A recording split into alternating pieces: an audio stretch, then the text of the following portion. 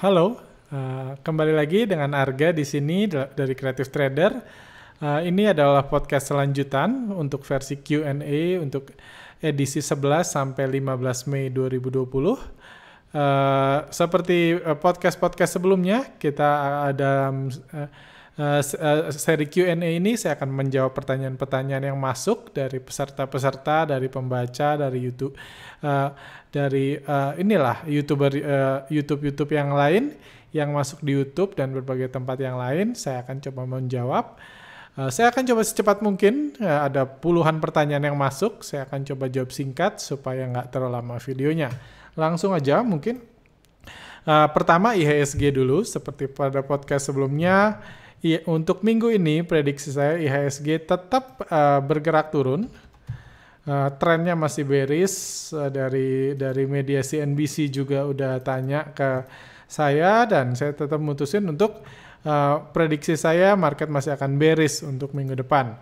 Tapi seperti ini walaupun turun itu prediksi sekaligus harapan.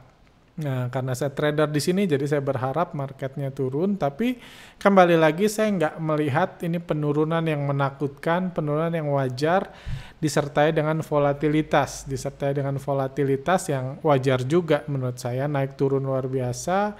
Tapi nggak turun luar biasa dalam atau nggak naik luar biasa dalam. Akan ada saham yang gantian digoreng kurang lebih mirip seperti market minggu lalu. Cuman mungkin semakin mendekati lebaran, volume transaksi semakin tipis dan mungkin ada bandar-bandar yang udah milih menunggu periode selanjutnya buat ngegoreng saham. Jadi mungkin lebih sedikit saham yang bergerak naik. Tapi untuk IHSG saya lihat masih turun. Salah satu alasannya seperti biasa ya, alasannya karena investor asing masih terus jualan. Sampai perdagangan kemarin terlihat investor asing masih terus jualan.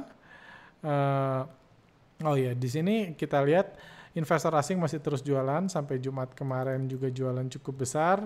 Secara total seminggu kemarin investor asing jualan sebanyak 1,8 triliun. Lumayan besar. Kembali lagi investor asing kayaknya suka banget dengan bursa saham Indonesia karena kalau mereka keluar, investor lokal bersatu padu untuk membeli saham dari mereka. Jadi liquid banget di Indonesia, punya saham puluhan triliun pun bisa dijual dan investor lokalnya beli. Dan tentunya seperti kita ketahui karena bursa kita IHSG, maksudnya bukan seluruh saham di bursa kita, IHSG dikendalikan oleh asing. Kalau asing jualan ya arahnya kita tahu, arahnya ke bawah pelan-pelan, meskipun ada kadang-kadang kenaikan singkat, cuman ujungnya ke bawah biasanya. Dan karena ya mereka lah yang pegang kendali kayak gitu. Karena itu saya tetap memprediksi IHSG akan turun, walaupun saya melihat udah cukup banyak peluang-peluang menarik buat trading ya, bukan buat investasi. Kayak gitu. Kayak gitu. Jadi prediksinya itu salah satu yang agak mengkhawatirkan itu keluar kemarin. Kemarin sore saya belum lihat hari ini. Kemarin sore keluar berita kalau bursa saham ini COVID itu sebentar saya coba lihat. Oke.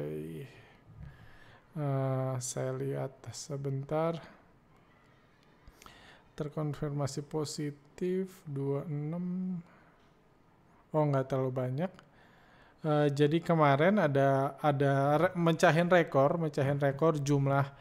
Ini ada 500 orang terkena COVID-19 di Indonesia, itu tertingginya. Jadi ini tentunya harus ditanggulangi oleh pemerintah supaya nggak muncul kepanikan kalau jumlahnya terus bertambah, sementara targetnya PSBB dibuka bulan Juni nanti.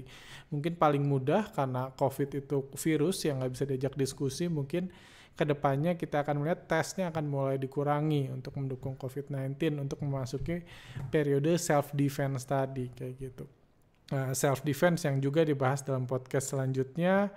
Jadi mungkin itu aja yang jadi kekhawatiran. Mudah-mudahan ke depannya adalah yang bisa dilakukan atau simply secara alami virusnya berbaik hati jadi nggak terlalu menyebar di Indonesia. Cuman basically itulah yang terjadi saat ini, itu kekhawatirannya. Prediksi saya IHSG masih tetap turun walaupun cukup banyak peluang dan untuk trading tetap menarik. Oke, langsung masuk ke pertanyaan. Di sini ada pertanyaan. Kalau kan BRI udah turun dari 4.500 ke 2.500-an. Kalau Bandar mesti tetap jualan, berarti apakah harga rata-rata yang mereka punya masih di bawah harga sekarang?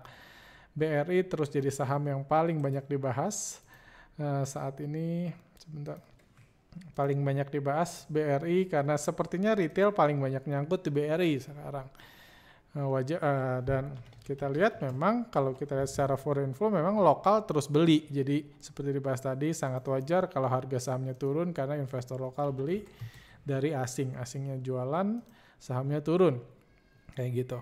Pertanyaannya apakah kalau di 2.500 kayak hari Jumat kemarin aja investor asing masih jualan 258 miliar di BRI, apakah modal mereka jauh lebih rendah dari situ?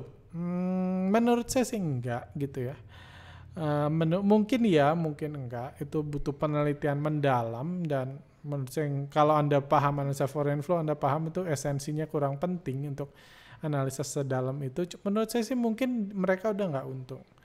Cuma mereka melihat bahaya yang besar di bursa kita. Emerging market memang sangat bahaya dalam kondisi COVID-19 ini, negara berkembang seperti Indonesia, karena sekarang baru memasuki bulan kedua, kayaknya pemerintah udah nggak sanggup ngasih bantuan buat warganya disuruh self-defense. Itu punya resiko yang besar pada bisnis dan akhirnya kena perbankan. Jadi asing jualan dulu, mungkin mereka cut loss, mungkin cut loss, dan kenapa mereka nggak harus takut cut loss? Wong kalau mereka mau beli pun harga udah di bawah. Wong mereka udah jualan dari atas, sudah cukup banyak, mereka masih bisa buyback lagi harga di bawah kalau mereka melihat ada keyakinan, ada pemulihan atau ada hal lain yang dianggap resiko. Kan resikonya ini kan ekonomi iya, investasi iya, sosial iya, resikonya banyak, mereka sedang menguranginya dulu. Jadi fokus semua bisnismen di sektor real yang terimpact dan di bursa saham sama, yaitu untuk survival sekarang, untuk jangka panjang ngulangin resiko, kurang lebih itu yang dilakukan Bandar. Jadi selama kalau mau beli sekarang di 2.500 pun mereka udah untung. Apalagi nanti keluar berita kinerjanya jelek banget, retail ditakut-takutin, dibanting 1-2 hari udah itu buyback di bawah. Jadi saya pribadi nggak peduli mereka cut loss atau enggak, yang saya peduli adalah mereka beli atau enggak. Kalau mereka udah tanda-tanda akumulasi, saya masuk lagi. Kapan itu ya itu keputusan mereka.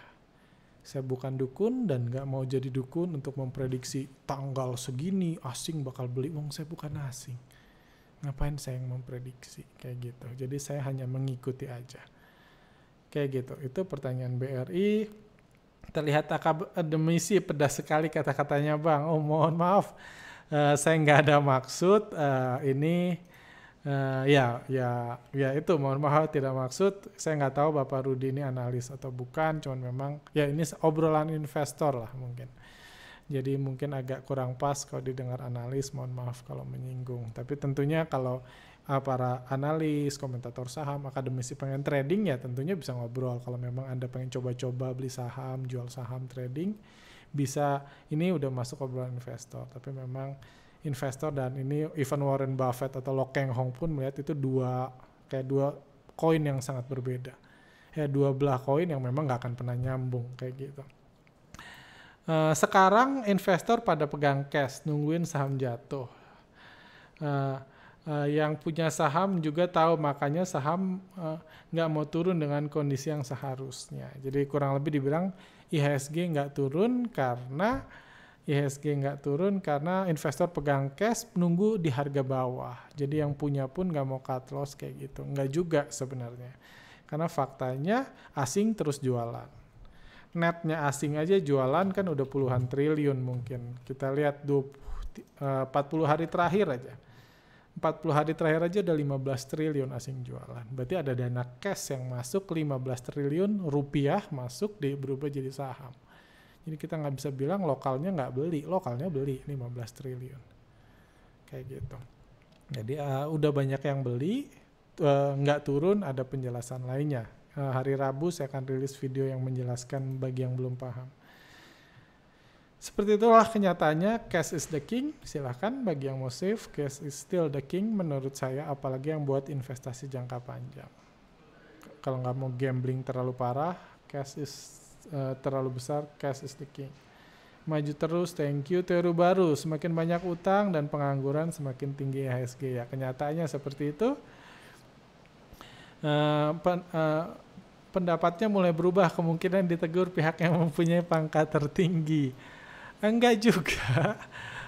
Saya nggak ditegur bandar sama sekali, terlalu nakut-nakutin, terlalu negatif. Saya sejak awal bilang, sudah 1 bulan lebih saya bilang bahwa kalau Anda mau trading, ini tempat yang menarik. Ini waktu yang menarik kalau Anda mau trading. Beli, jual, ini waktu yang menarik. Kalau Anda mau trading, itu kuncinya. Kalau Anda mau trading, kalau mau invest, saya nggak berani nyaranin Anda invest sekarang. Karena memang saya juga selalu jelaskan kalau Anda invest sekarang itu dengan harapan krisis ini berakhir cepat dan Indonesia perusahaan akan baik-baik aja. Kedepannya nanti naik sendiri setahun 2 tahun. Karena saya percaya Anda nggak beli buat 10 tahun ke depan baru untung. Kayak gitu. Kalau mau invest itu ada yang bilang trading itu panjang, trading itu pendek, invest itu panjang. Nggak juga. Saya trading bisa panjang, bisa simpan setahun. Orang niatnya trading beli gorengan 3 tahun nggak keluar karena nyangkut. Jadi trading dan invest itu intinya invest itu Anda nggak usah repot ngurusin. Itu namanya invest. Ada invest, udah itu beli, udah itu tidur, nggak usah ngurusin, nggak usah cut loss, nggak usah baca berita, bukan itu namanya invest. Kalau Anda sibuk itu kerja, trading itu dagang, kerja kayak gitu. Jadi kalau Anda invest ini saya merasa ini bukan waktu yang tepat buat invest. Karena resikonya terlalu besar.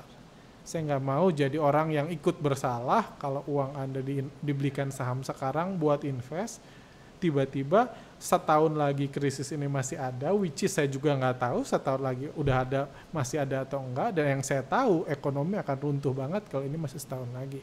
Itu yang saya tahu, itu yang saya yakin kayak gitu. Jadi saya nggak mau nanti Anda kepaksa kepepet uang, Anda harus beli saham. Harus jual saham Anda yang nyangkut karena dengar creative trader suruh invest. Itu alasannya saya nggak menyarankan invest. Kalau trading, sudah dari sebulan lalu saya bilang positif dan sekarang tema saya sudah mulai trading. Trading bahwa ini kondisi yang saya juga udah sebulan terakhir, saya nggak percaya market akan dibanting seperti bulan Maret karena itu merugikan bandar yang lagi jualan. Seperti itu. Jadi bukan karena ditegur, temanya berubah, bukan. Cuman saya sudah beralih ke fokus fokus untuk bagi Anda yang trading, jual beli, untung keluar kayak gitu. Bukan yang invest. Kayak gitu. Dan thank you juga pertanyaannya jadi menjelaskan untuk bagi yang berpikir buat invest. The best channel in YouTube. Wah, thank you banget untuk pujiannya. The best channel in YouTube. Terima kasih, edukasinya bermanfaat. Request BMRI, nanti saya simpan BMRI. IHSG dari Pak Haris Fajar, apakah IHSG akan turun dalam periode lama 2-3 tahun ke depan seperti Dow Jones saat Great Depression bila coronavirus masih belum teratasi? Lantas strategi apa yang dilakukan investor maupun trader retail selain memantau perkembangan COVID-19? Ya kalau Anda trading aja sih. Ada banyak saham yang menarik, ada saham yang pelan diakumulasi sebentar, udah itu di atas, bandarnya distribusi Anda keluar. Kayak menurut saya kalau Anda mau trading, lupakan ini krisis COVID-19, selama Anda yakin perusahaannya nggak akan tiba-tiba bangkrut karena COVID-19, tradinglah seperti biasa. Seperti tahun-tahun sebelumnya, kalau Anda mau melihat ada indikasi menarik, Anda beli sahamnya, kalau nggak ya Anda keluar. Menurut saya sesimpel itu.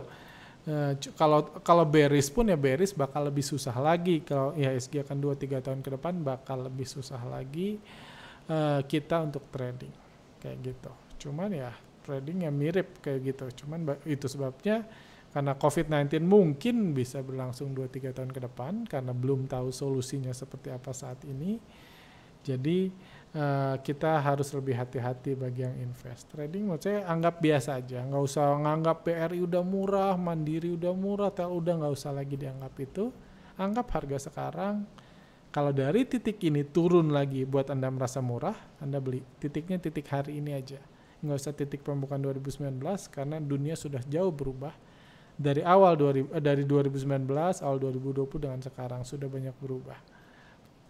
Kayak gitu. Lelah baca buku ekonomi.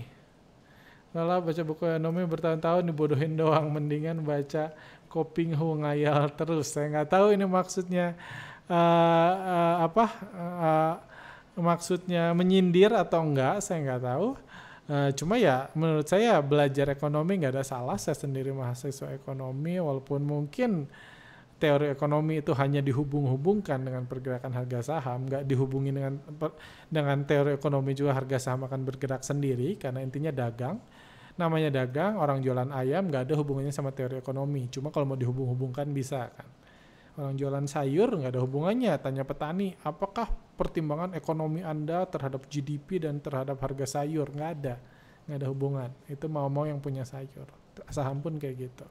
Cuman tentunya saya sadar ketika saya ngomong ekonomi dengan orang, ngomong overall saham dengan orang yang nggak punya latar belakang ekonomi, mereka cara berpikirnya beda. Jadi nggak ada salahnya belajar ekonomi. Thanks Pak dari Pak Apin. Sangat smart dalam menganalisa. Saya awal mau nanya, kira-kira berapa sih nilai saham di bursa yang dipegang asing? Karena mereka jualan terus kalau mereka mampu jualan terus apa mampu diserap retail? Nggak akan mampu diserap retail kalau mereka mau jualan terus karena sahamnya banyak banget. Itu sebabnya yang saya takutkan juga. Sebentar saya coba tunjukin datanya. Itu juga yang saya takutkan, yang saya anggap resiko saat ini itu karena kondisi kayak gini nggak bisa ini terus. Kalau para big player bandar mau jualan, kalau ekonominya terus melemah, lama-lama retail habis juga duitnya. Lama-lama habis juga, itu resiko jangka panjangnya yang saya tetap nggak melihat itu resiko yang sangat besar. Lama-lama habis juga duitnya dan sadar bursa nggak untung, kebutuhan ini kerjaan masih krisis, lama-lama habis juga. Jadi itu yang berbahaya sebenarnya. Jadi berapa kepemilikan ini, saya lihat website Kesei aja langsung, biar langsung nggak jadi ini, biar langsung valid datanya. Nilai saham di Kesei, nah Anda tinggal buka nilai saham di Kesei per April 2020, lokalnya 1.454 triliun, asingnya 1.420 triliun. Udah lebih besar lokal, sekitar 51%-an mungkin ya. 49%-nya masih asing, 1.400 triliun. Ini nggak mungkin keluar semua. Angka 1.400 triliun ini nggak mungkin keluar semua. Ini asing, ini lokal, kayak gitu. Oke, langsung saya balik lagi pertanyaannya. Menarik banget, banyak banget pertanyaan tentang teori, tentang tentang bukan stock pick, karena kalau stock pick itu ingat saya cuma bisa bahas setiap weekend. Belum tentu sama yang saya bahas sekarang, saya bilang bagus, minggu depan saya bahas lagi. Jadi jauh lebih penting Anda mengupgrade diri Anda dengan ilmu, kemampuan menganalisa, kemampuan mempertimbangkan, daripada Anda nanya ke saya, Telkom naik atau turun besok. Karena bukan saya yang naikin, saya nggak punya hak untuk menyebutkan Telkom naik atau turun. Kalau asing mau hajar kanan 500 miliar, saya yakin Telkom turun, naik. Kalau asing mau buang kiri 500 miliar di Telkom, saya yakin Telkom turun. Itu saya yakin. Cuma saya bukan asing, jadi saya bukan mutusin. Jadi saya sangat appreciate kalau orang nanya tentang edukasi, karena goal saya adalah mengedukasi di sini. Terima kasih Pak Arga dan tim selalu memberikan edukasi. Menarik sekilas membaca pertanyaan dalam kolom komentar. Kan sering tim CTS berkomentar menjadi komentator bandar. Nggak pernah Pak disentil oleh Om atau Tante bandar gitu. Oh ya Pak, pernah ketemu dan ngobrol-ngobrol sama bandar belum Pak? Kalau belum pernah, first impression sama bandar menurut Pak Arga gimana? Terima kasih. Waduh, pengalaman sama bandar panjang ya. Saya pernah ketemu bandar, pernah ngobrol sama mantan bandar, pernah diminta jadi bandar juga pernah.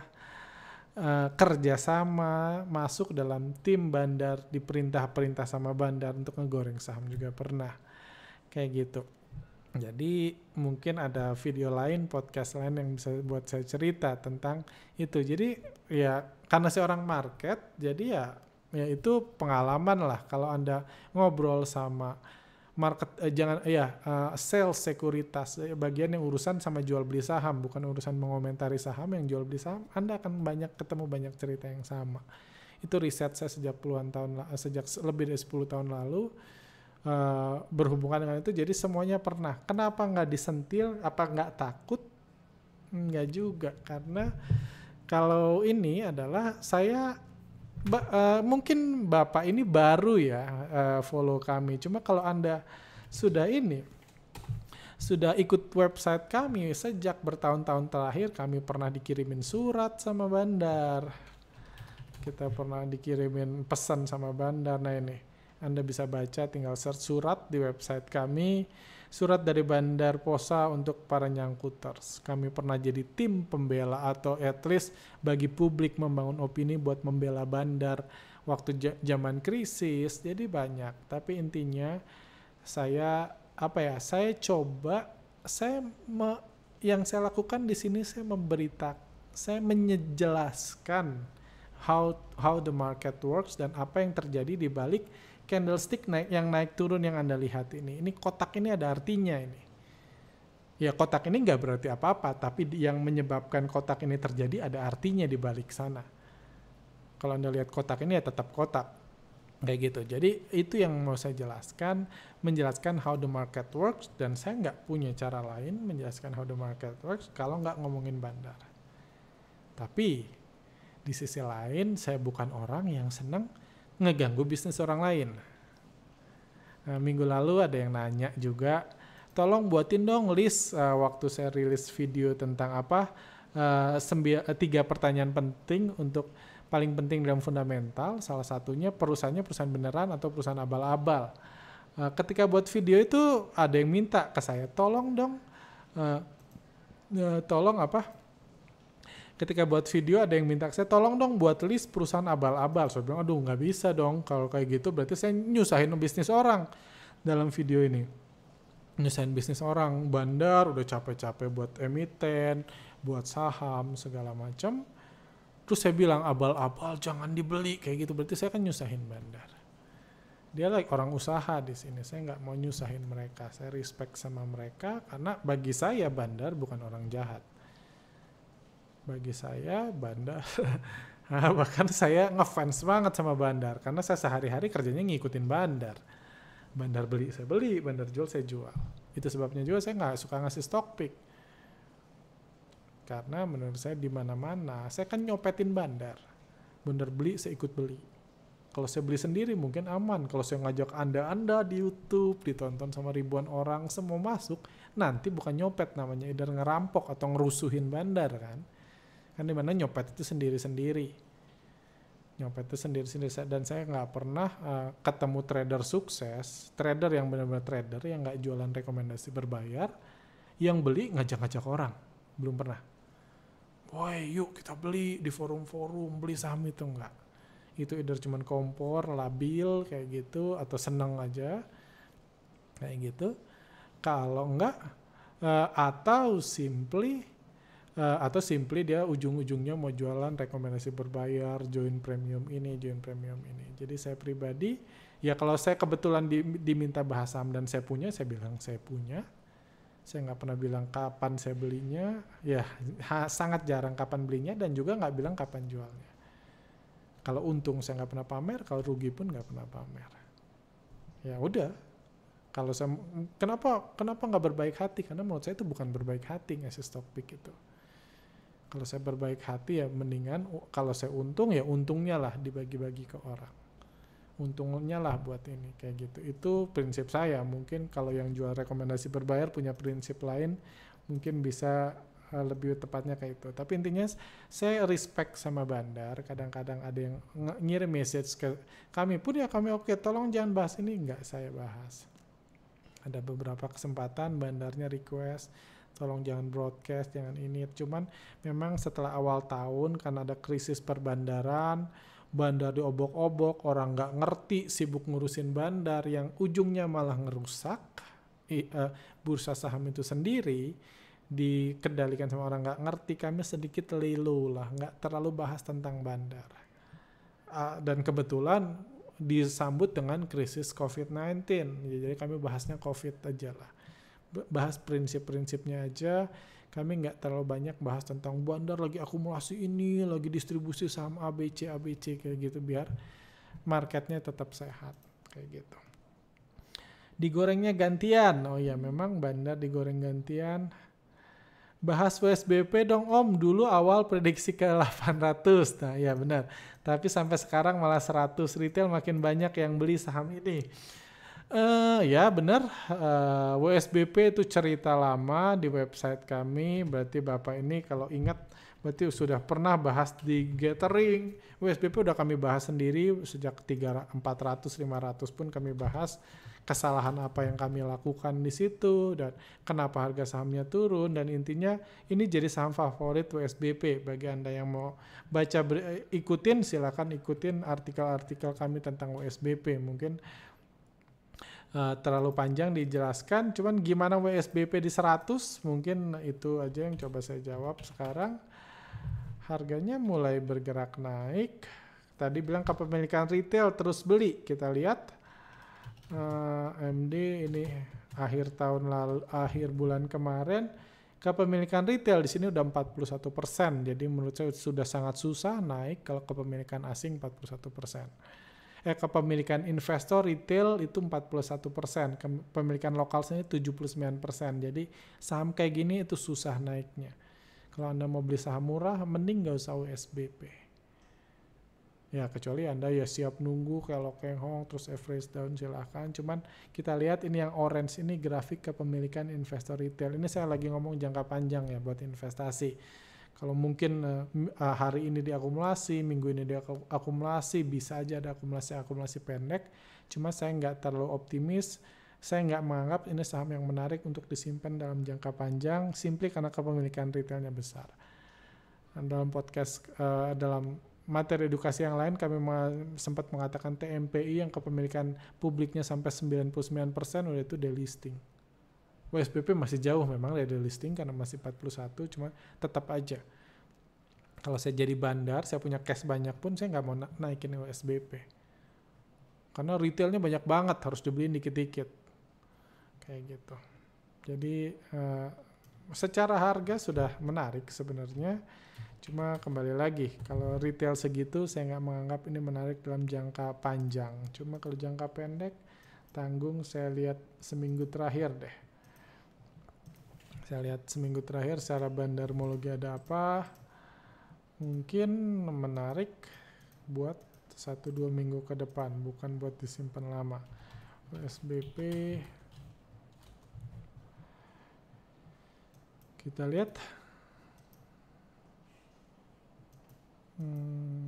Ini dari bulan 5 selama bulan ini ada sedikit akumulasi sih. Jadi kalau mau kembali lagi trading kan tadi goalnya trading, kalau mau trading no problem, mungkin di WSBP. Cuma apakah saya akan kembali optimis balik ke 400, saya sih enggak. Dalam jangka setahun 2 tahun ke depan karena retailnya terlalu banyak. Seperti itu. Oke. Saya coba tanya yang ini aja. Halo Bang Arga, bisa kasih tahu nggak kode sekuritas yang paling sering dipakai bandar lokal maupun asing? Susah ya. Pertama, kalau mungkin yang paling sering dipakai bandar asing, bandar lokal itu XA. Tapi bandar itu nggak ada bandar pakai 1 broker. Bandar itu minimum pakai 10 broker, ganti-gantian. Hari ini XA suruh naikin harga, besok XA yang banting, besok XA yang dibilang ininya nyangkut, bakal jadi seakan-akan jadi korban. Jadi bandar nggak pernah pakai 1 broker. Saya aja punya banyak broker, nggak mungkin bandar cuma pakai 1. Jadi kadang beli pakai ini, jual pakai ini, dan mereka pindah-pindah barang kayak gitu. Jadi mengerti broker apa yang dipakai bandar, kalau cuma 1 nggak ada gunanya. Kalau Anda bisa mendeteksi 10 sampai 15 baru bisa ada manfaatnya. Itu pun sangat repot menganalisanya. Jadi fokusnya bukan kode bandarnya kalau saya yang saya lakukan. Kalau asing jualan BRI terus dan investor lokal terus nampung terus, apakah bisa nanti bandar lokal dan investor lokal pegang kontrol saham BRI? Very very unlikely dan masih lama kalau itu terjadi, dan saya nggak tahu BRI sampai berapa kalau sampai barang asing itu terjadi. Misalnya yang terjadi itu cukup terjadi di Pegas Jadi Pegas itu asingnya terus jualan. Nah, terus jualan dan sekarang partisipasi asingnya udah nggak besar. Jadi asing ya masih punya kendali cuman nggak besar. Cuman jualannya berapa lama? Ini dari 2012 ini grafik. Ini yang orange ini aliran dana asing tertingginya itu 29 April 2012 dan asing jualnya 5 tahun. Sekarang dalam kenaikannya terlihat asing udah nggak terlalu berpartisipasi tapi jualnya 5 tahun. Saya nggak berharap BRI sampai kayak gitu dijual 5 tahun karena saya nggak tahu BRI sampai berapa. Pegas dari 6.000 turun ke 800, asingnya masih terus jualan.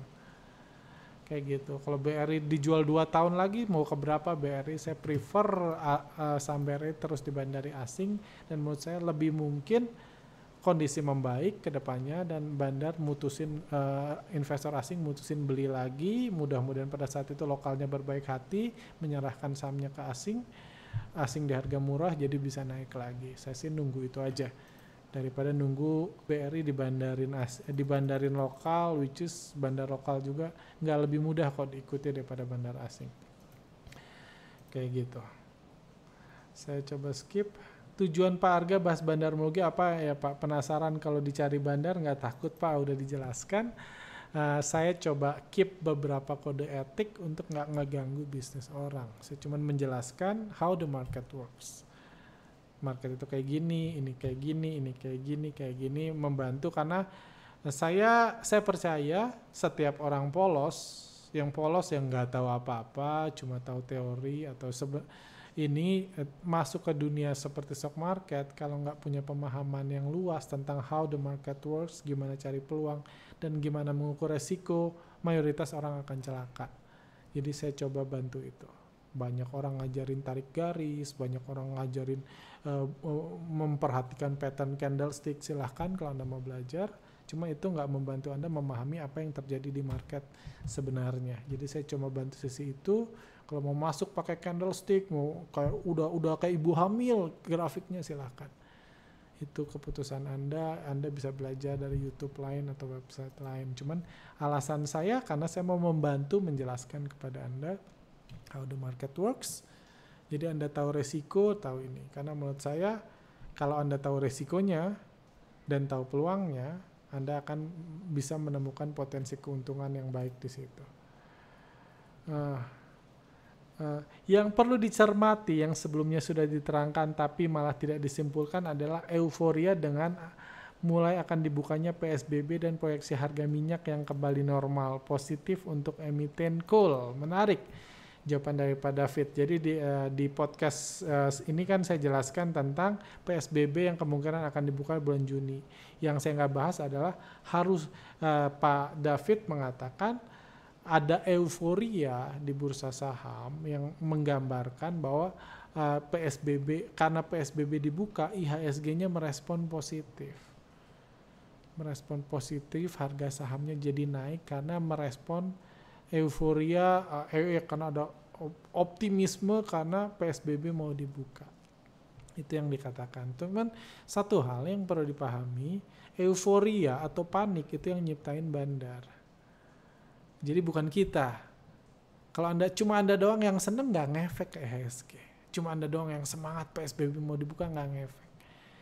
Jadi ini dikatakan euforia menyambut dibukanya PSBB karena kalau IHSG-nya dinaikin dibilang euforia karena mau dibukanya PSBB. Tapi bandar nggak harus naikin harga kan. Bandar bisa banting harga. Kalau banting harga, alasannya sama juga dihubungkan sama PSBB yang akan dibuka, tapi kekhawatiran akan dibukanya PSBB sebelum masalah COVID-19, kepanikan atau kekhawatiran pasar akan dibukanya PSBB di bulan Juni, padahal pemerintah belum berhasil membatasi penyebaran COVID-19. Atau kekhawatiran nanti bursa sahamnya ditutup lagi ke depannya, kayak gitu. Jadi kurang lebih seperti itu. Jadi yang mutusin itu bandar. Kalau naik dibilang euforia, kalau turun dibilang kepanikan. PSBB-nya dibuka, tetap dibuka. Kayak gitu. Seperti itu. Naik kereta technical rebound. Oke, silahkan kalau pengen naik technical rebound. Saya coba ini lagi. Terima kasih Pak Ega atas insight-nya. Mau nanya, kalau dari segi bandarmologi, selain bandar asing lagi jualan, bandar lokal apakah lagi mendistribusikan sahamnya? Seperti itu. Sebentar. Akan mendistribusikan sebentar. Akan mendistribusikan bandar lokal masih mendistribusikan, bandar lokal nggak bisa digarisbawahi, tapi kalau minggu lalu saya melihat ada beberapa saham yang mulai diakumulasi di saham-saham sektor mining, itu ada tanda-tanda akumulasi, mayoritas masih distribusi. Saya nggak tahu akumulasinya lama atau simply mau naikin aja, beli buat naikin, lama-lama diturunin lagi. Seperti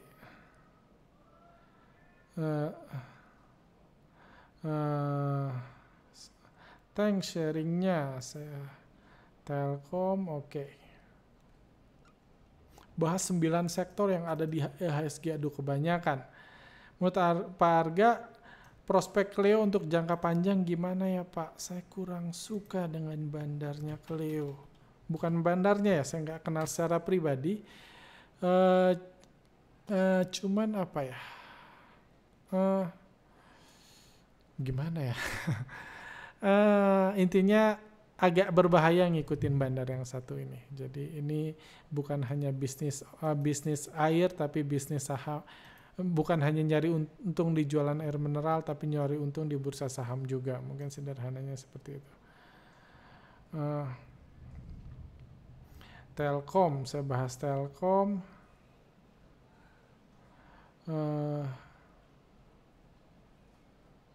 Berapa lama kita sebagai swing trader hold atau sell dengan kondisi saat ini? Saya nggak bisa tahu berapa lamanya karena sangat berbeda dari saham ke saham. Cuman salah satu saran saya, sebaiknya jangan ini.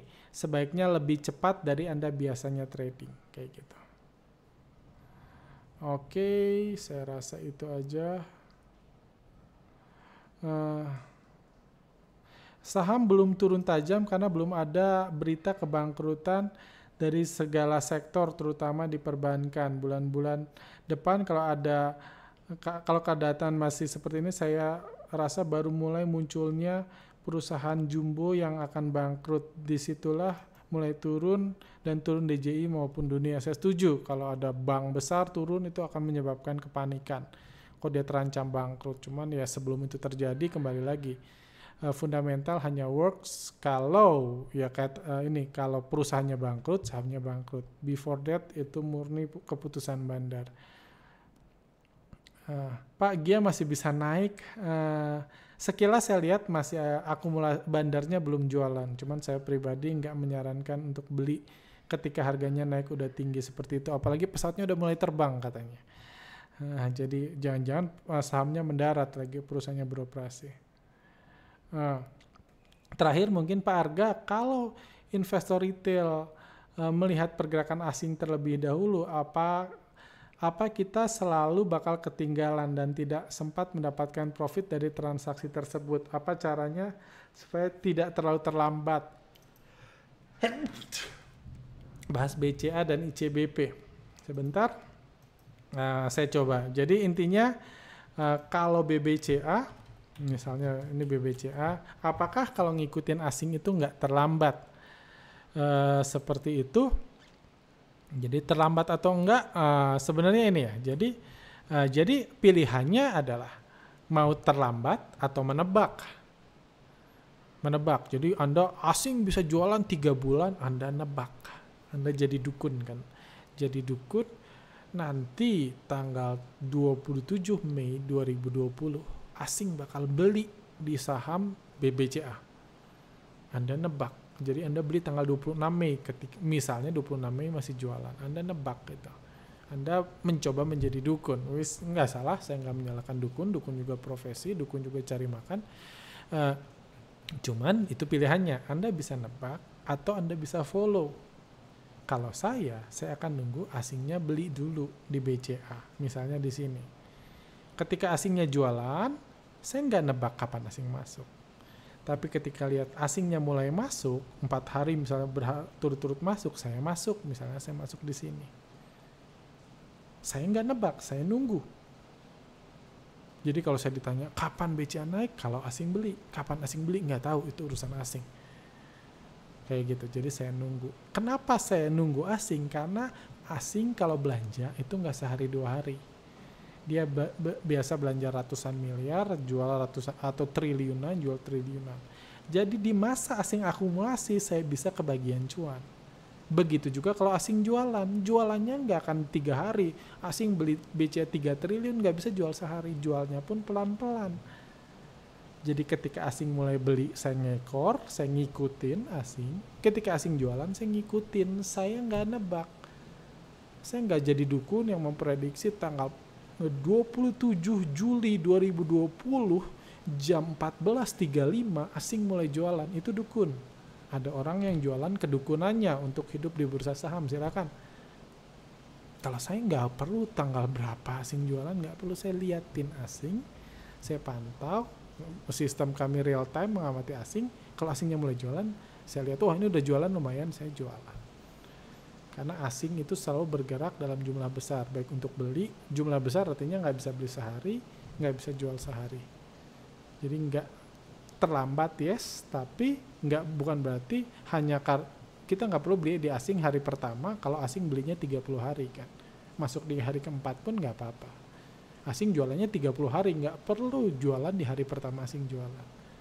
Di hari ke-12 pun kadang-kadang nggak apa-apa, kita udah tetap untung. Karena fokus saya cuma cari untung, bukan nebak-nebak masa depan. Kurang lebih seperti itu. Oke, saya rasa itu aja biar nggak udah terlalu panjang ini. Thank you buat pertanyaan yang masuk. Kalau ada yang masih bingung, pertanyaan silakan ini. Nanti paling saya akan coba jawab, saya akan bahas di Telegram kami. Bagi yang belum follow Telegram kami, nanti linknya ditaruh di bawah. Thank you. Sampai jumpa. Stay home, stay healthy. Sampai jumpa lain kesempatan.